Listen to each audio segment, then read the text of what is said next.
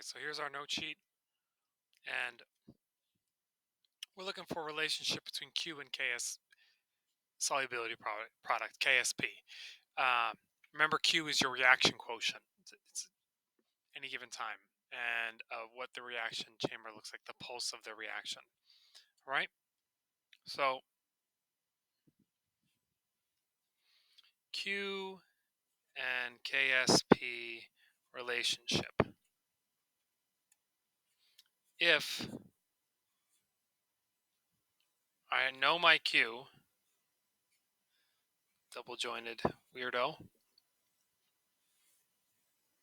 is it going to dissolve or is it going to precipitate? And that's essentially what and I spelt precipitate wrong, essentially what we want to know.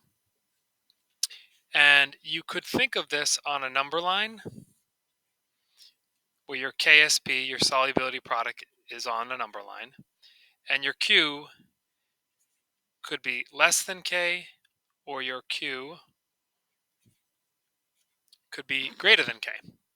And when Q is greater than K, that means this side will favor precipitation,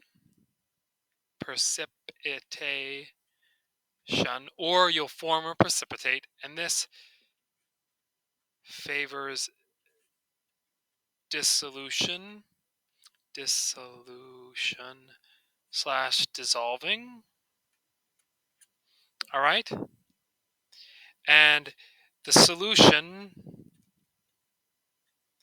is unsaturated, and this is saturated. Okay? Because you've got too much ions in the saturated one, and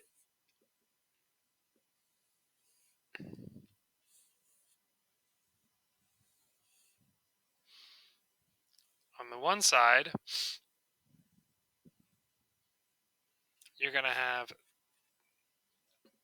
favoring dissolution, and the other, you're going to have things coming out. You're going to have the precipitating being formed. Okay? And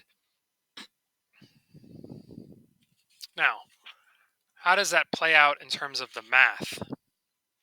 Well, on the note sheet, you'll notice I've got the problem right here. I'm going to solve this problem. Excuse me. Okay. Now, we want to know, is a precipitate going to form? The first thing you got to remember with this kind of problem,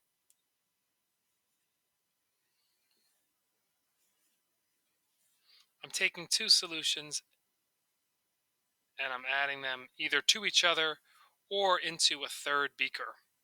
So my volumes are going to be additive. All right. So, yeah, these are both going to, half a liter, my new volume, my volume 2, is going to be 1. Where my V1 is 0.5, like V1 for one solution, and my V1 or VI for one solution, my V final is going to be 0.5 liters. So, all right, volumes are additive because I have to, this is my potential precipitate that's going to form, I'm going to need to calculate its concentration in this new solution after these two solutions have mixed, okay? Because I'm interested in PbCl2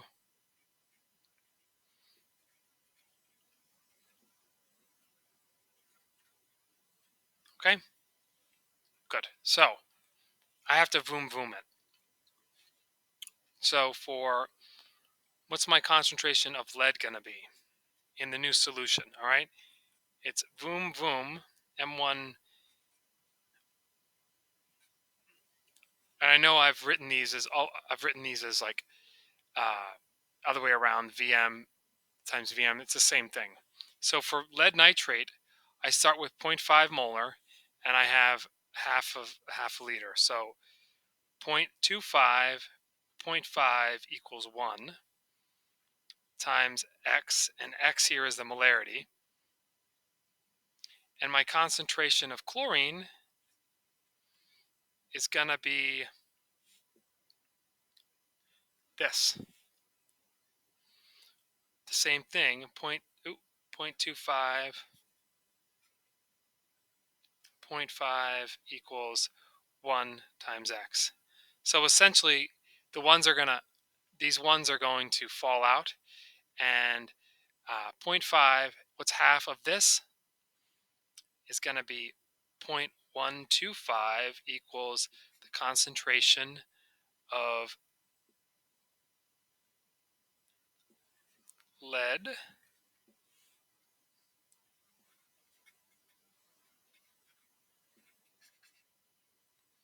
and it's also going to be equal to chlorine.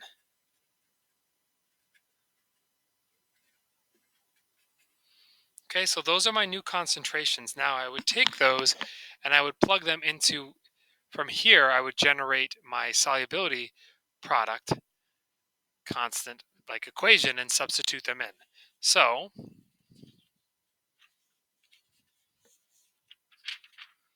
if this is my equation, my KSP is equal to concentration of PB Cl negative squared. So 0.125 times 0.125 squared. So this is just 0.125 raised to the third power. Okay. Oh,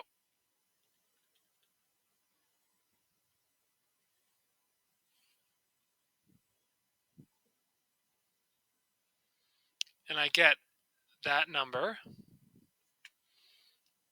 0.001953 or 1.95 times 10 to the negative third. That's my Q.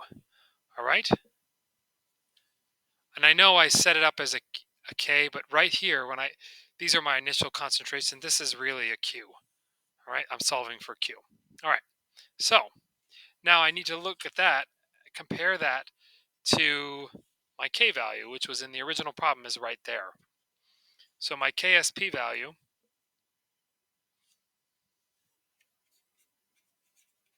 is 1.6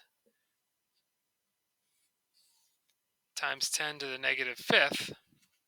Okay, so Q is greater than KSP, and if you remember from that number line that we drew, which is right here, that puts the Q here. So that's going to favor precipitation. Therefore, it would precipitate out. I'd see some lead chloride come on out. All right. Let me know if I can do anything I can do to help, and have a good day.